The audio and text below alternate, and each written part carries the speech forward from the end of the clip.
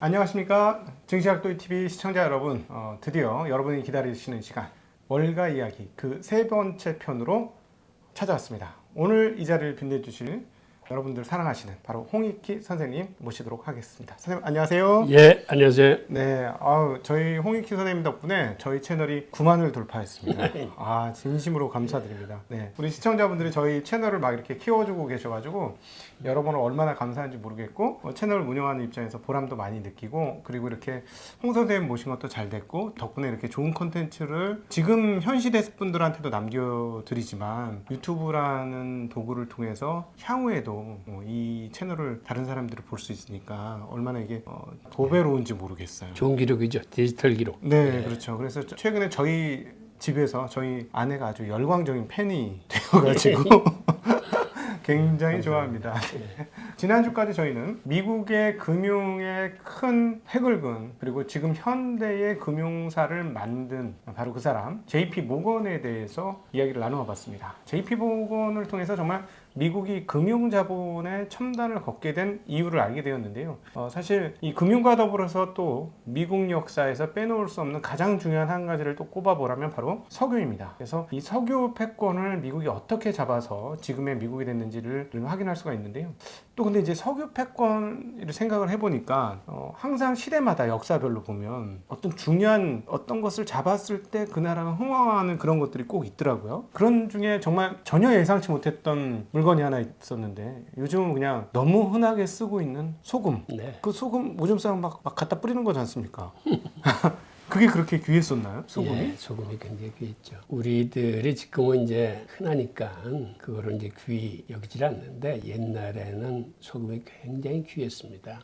우선 소금을 생산할 수 있는 거는 땅속을 파헤쳐서 그 암염을 찾아내든가, 그거는 이제 그 개발비가 많이 들어요. 비용이 많이 들어요. 땅속을 깊이 파야 그러니까 되니까. 옛날에 바닷속이었던 게 이제 산으로 바뀌어서 네. 물가로 위상으로 올라가서 굳어가지고 소금이 된 그거를 그냥 돌 속이나 흙 속에서 찾아낸다는 얘기신 거죠. 네. 그리고 그 바닷가에서 만들 수 있는 천일염은 생각보다는 천일염 만드는 곳이 흔치 않아요. 그리고 천일염 만들기가 어렵습니다. 그래서 현대에서도 우리가 쓰고 있는 소금 중에 천일염 비중은 생각보다 크지 않아요. 천일염 비중이 한 37% 정도 되고 암염이 한 61% 정도 됩니다.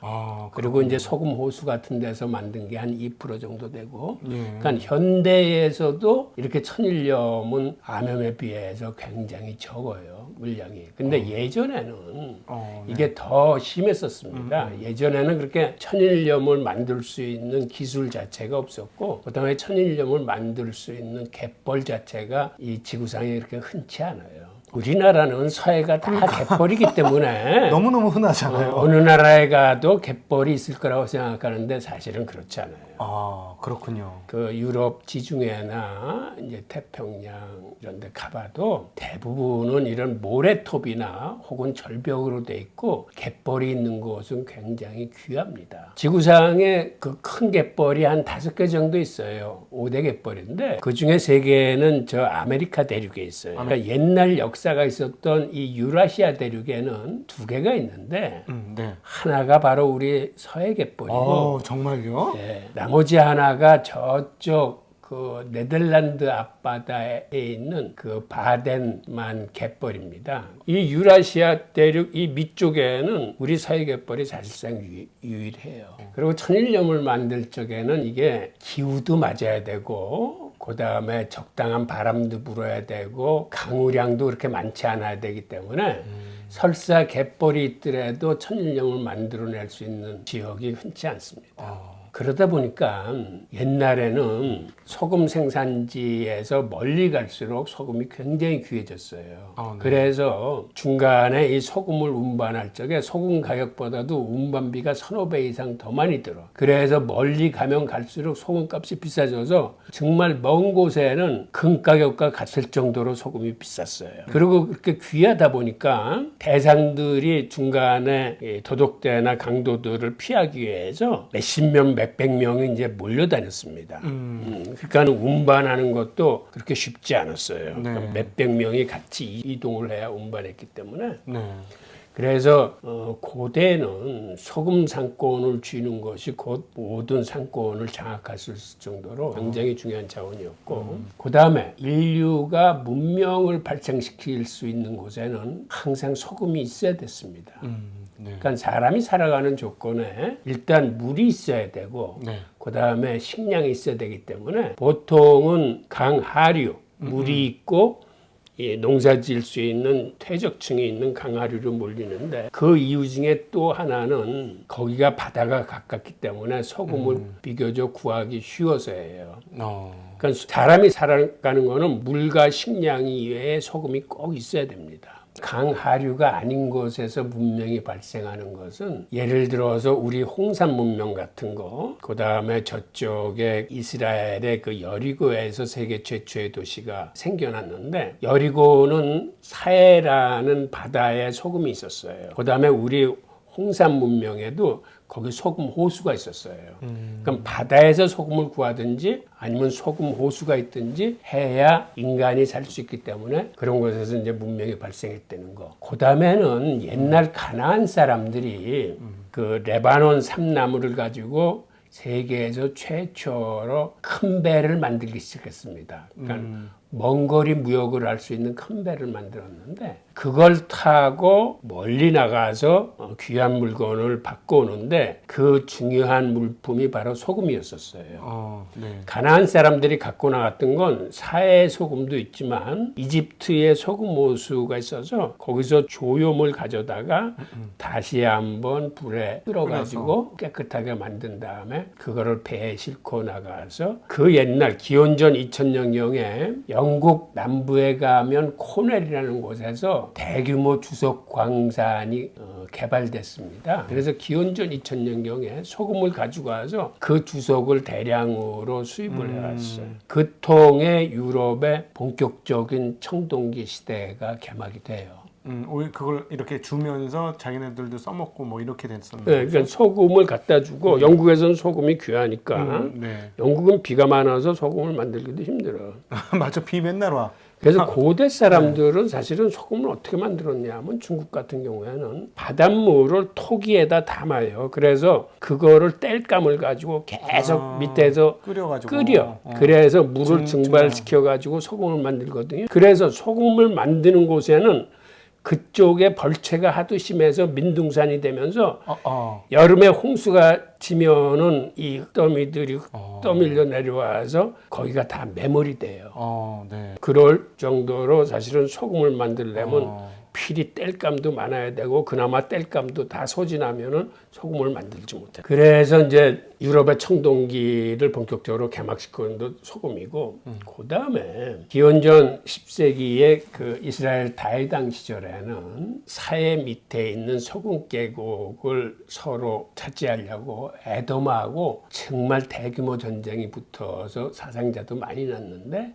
그게 바로 이 소금하고 당시의 철광산 때문에 그래요. 그래서 다윗 왕은 이러한 중요한 원자재들을 미리 선점하고 하면서 굉장히 당시 이스라엘을 키웠던 분인데 그 당시 다윗 왕국의 국토가 지금 이스라엘 국토의 한 5배 정도 컸어요. 그 주변에서는 가장 강대국이었는데 다윗이 그렇게 할 수 있었던 건 다윗이 사실은 골리앗하고 싸울 적에 돌팔매질을 했잖아요. 근데 돌팔매질이 그게 사실은 사거리가 길기 때문에 사실은 첨단 무기예요. 그게.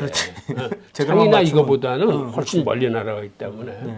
그래서 다윗 왕은 돌팔매 군단을 만듭니다. 그리고 그래요? 군단한테 활을 가르쳐. 그래서 그 당시 이미 복합궁이 나와 있어가지고 적하고 먼 거리에서는 활을 쏴요. 네. 그리고 이제 가까이 대면하게 되면 돌팔매질을 해. 이제 그 다음 뒤에 보병들이 이제 창하고 검을 가지고 싸우는 건데 이 돌팔매 구단이 그 당시는 무적의 군대이기 때문에 주변을 다 정복할 수 있었어요. 기원전 8세기에 이제 로마가 건국되는데 사실은 로마 건국도 소금하고 관계가 깊어요. 사실은 소금 장사들이 로마를 건국한 거나 마찬가지예요. 왜 그러냐면 로마 앞바다에 소금 체험소가 있어가지고 거기서 소금을 생산을 해서 로마까지는 강으로 이 소금을 올려보내. 그러면 로마 정치가들은 자국민들한테는 소금을 싸게 팔고 그 소금을 사러 유럽 대륙에서 다 로마로 몰리는 거예요. 그거를 이제 소금길이라고 그러는데 지금도 로마에 가면은 소금길이라고 있어요. 네. 비아 살라리아라고. 예, 예.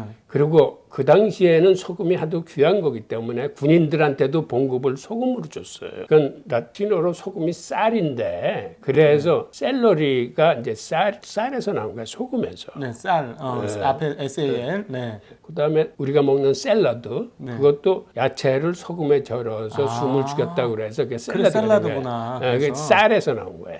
소금이라는 논에서. 그렇군요. 그러니까 로마의 건국도 소금이 있어서 가능했을 뿐만 아니라 사실 로마뿐만 아니라 우리 고구려 건국 신화나 백제 건국 신화에도 소금 장수들이 다 등장을 해요. 우리 고대에도 소금이 굉장히 중요한 역할을 합니다. 근데 로마뿐만 아니라 그 베네치아가 동방무역을 독점하면서 그렇게 클 수 있었던 게 사실은 소금 때문이에요. 그렇군요. 베네치아 탄생에는 또 재밌는 얘기가 있는데 사실은 동양의 훈족이 당시 그 유럽을 침입해서 이탈리아 북부 도시 7개를 순식간에 휩습니다. 네. 그러니까 그 당시 베네치아 근교에 살았던 사람들이 이 기마 부대를 피하기 위해서 이 사람들이 늪지로 피난을 가. 우리가 예전에 몽골이 쳐들어왔을 때 강화도로 피난 간 것처럼 이 기마 부대들은 이 늪지는 들어오질 못하니까 그래서 그 당시에 섬이 한 12개 정도 있었는데 거기에 피신해 살다가 외적들의 침입이 자주 있으니까는 사람들이 더 많이 몰려서 더 이상 뻗어나갈 곳이 없으니까 그 다음에는 인공섬을 만들기 시작했어요. 그래서 한 700년에 거쳐서 이게 122개 섬이 돼.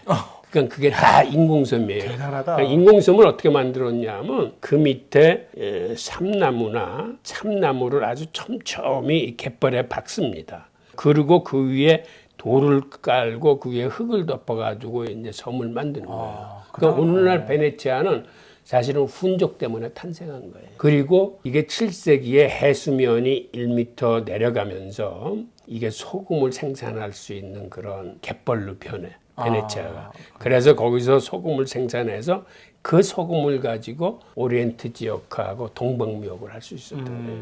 그럼 베네치아가 경제사에서 이렇게 등장하는 것도 사실은 소금이 있어서 가능했어요. 그리고 베네치아하고 제네비아하고도 이 소금 때문에 오랜 기간 전쟁을 합니다. 소금의 그 주도권을 잡기 위해서.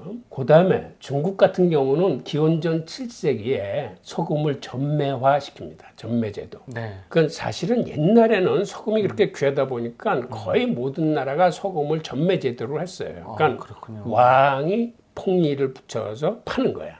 그래서 세금 이외의 걸로 돈을 버는데 소금의 전매제도는 사실은 굉장히 오래까지 지속됐습니다. 우리나라가 이 전매제도에서 풀린 게 1962년이에요. 소금요? 예. 소금이? 소금을 우리가 자유롭게 이렇게 판매하고 할 수 있었던 게 이제 한 5, 60년뿐이 안 돼요. 그런데 중국은 더해. 네. 중국은 소금의 전매제도가 언제 풀렸냐면 2014년 말에 풀려서 2016년에야 자유화가 됐어요. 2000년도에요? 예. 베이징 올림픽 있는 그 당시로? 그러니까는 그만큼 옛날에는 소금의 전매에 대해서 각국이 예를 들어서 프랑스에서도 혁명이 일어난 게 소금세가 너무 셌기 때문에 사실은 그 혁명이 일어난 요인의 하나였었고 네. 진시황이 중국을 통일할 수 있었던 것도 소금과 철을 전매제도로 하면서 세금이 많이 거쳐가지고 돈을 많이 걷어가지고 그렇게 그 군사도 기르고 길도 닦고 이렇게 할 수 있었던 거예요. 중국은 사실은 기원전 7세기 그 제나라의 그 관중이라는 재상이 그 전매제도를 건의를 해서 그때서부터 전매제도가 된 거거든요. 그래서 이제 2016년에야 그게 자유화가 됐는데 중국은 사실은 옛날부터 오랑캐들한테 이 소금이나 철이 전해지는 거를 굉장히 엄격하게 막았어요. 전매제도를 하면서. 네. 특히 철이 건너가면은 저쪽에서 철을 가지고 무기를 만들어서 쳐들어올 수 있다고 그래서. 그런데 우리 고조선이나 고구려는 상황이 조금 틀렸어요. 왜 그러냐면 우리는 서해 갯벌이 있어가지고 소금의 전매 제도를 하기가 그때는 굉장히 힘들었어요. 왜 그러냐면 이게 생산지나 이거를 관리할 수 있어야 되는데 너무 넓어. 발해만 하고 서해에 이르기까지 최갯벌이니까 그 갯벌에서 소금을 다 만들 수 있었기 때문에 이걸 전매 제대로 하지 않고 이거를 자유시장에 맡겼어요. 그래서 고구려 같은데 굉장히 큰 시장이 쓰고 하여튼 사방팔방에서 그 소금을 사러 많은 상인들이 몰려들었어요. 사실은 우리 고주몽이나 이런 사람들이 활을 잘 쐈다고 그러잖아요. 그렇죠. 그때 복합궁을 쐈는데 복합궁은 나무로만 만드는 게 아니라 물소 뿔이 있어야 돼. 근데 우리 고구려나 고조선에는 물소가 안 살아. 물소는 남방이나 중국 저 남쪽에 사는 놈이거든. 근데 어떻게 복합궁을 만들 수 있었냐면 바로 소금과 바꾸기 위해서 이 사람들이 이거 갖고 오는 거야, 물소 뿔을. 그래서 좋은 활을 만들어 쓸 수 있었던 거예요. 그리고 고조선도 그렇고 고구려도 그렇고 그러다 보니까 이제 소금을 구하러 이제 저쪽 유목민족도 많이 내려올 뿐만 아니라 고조선이나 고구려는 의도적으로 철을 그 사람들이 필요한 만큼을 의도적으로 공급을 해줬어. 그러니까는 유목민족들이 큰 형님으로 모시는 거야. 중국은 안 해주는데 고조선이나 고구려는 자기들한테 철도 주고 공급을 할 뿐만 아니라 소금도 쉽게 사갈 수 있으니까.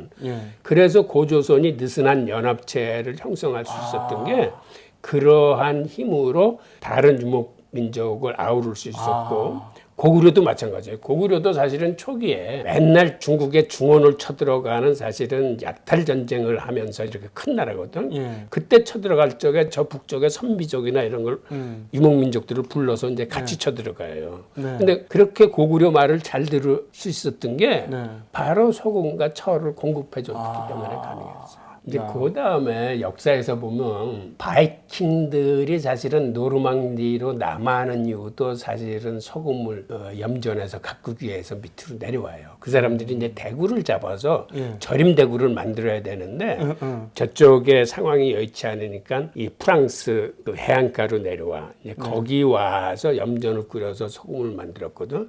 그래서 소금 때문에 이제 이동한 거고. 그러니까 세계사나 이렇게 보면은 소금이 요인이 된 경우가 굉장히 많아요. 그 후에도 인도의 간디가 무저항 운동을 할 적에 사실은 위에서부터 내려와서 남쪽 바닷가에 와서 이제 바닷물을 만지는 것을 어떤 운동의 적으로 삼는데 그것도 사실은 소금을 상징하는 거예요. 영국이 인도한테 너무 비싸게 폭리를 붙여서 소금을 팔았기 때문에 국민들이 고생을 하고 그거를 이제 그러한 운동으로 이제 변을 한 거고 중국의 황소의 난이나 이런 것도 사실은 소금 장사들이 다 일으킨 난이거든. 그 당시에 소금 밀매꾼들이 굉장히 인기가 있었어. 왜 그러냐면 나라에서 파는 것보다 훨씬 싼 값에 소금을 농민들한테 소금을 대주니까 그 사람들이 인기가 있었을 뿐이 없어요. 그랬구나. 소금이 이럴 정도로 굉장히 중요한 역할을 했고 사실 소금에 대해서 얘기하려면 사실 책을 한 권을 쓸 정도로 소재가 많아요. 그러네요. 사실은 뭐 석유가 중요한 패권 매개물이었기 때문에 과거에 소금도 그래서 소금의 얘기 한번 하고 잠깐 하고 넘어가려고 했는데 이게 그냥 큰 이야기거리 하나가 되네요. 정말 재밌습니다. 정말 또 시간 가는 줄 몰라서 이제 석유 얘기를 해야 되는데 일단 여기서 소금 얘기로 일단락을 하고 다음 시간에 다시 석유 얘기를 한번 본격적으로 해보도록 하겠습니다. 함께 해주신 우리 시청자 여러분들께 다시 한번 감사의 말씀 드립니다. 고맙습니다. 예, 고맙습니다.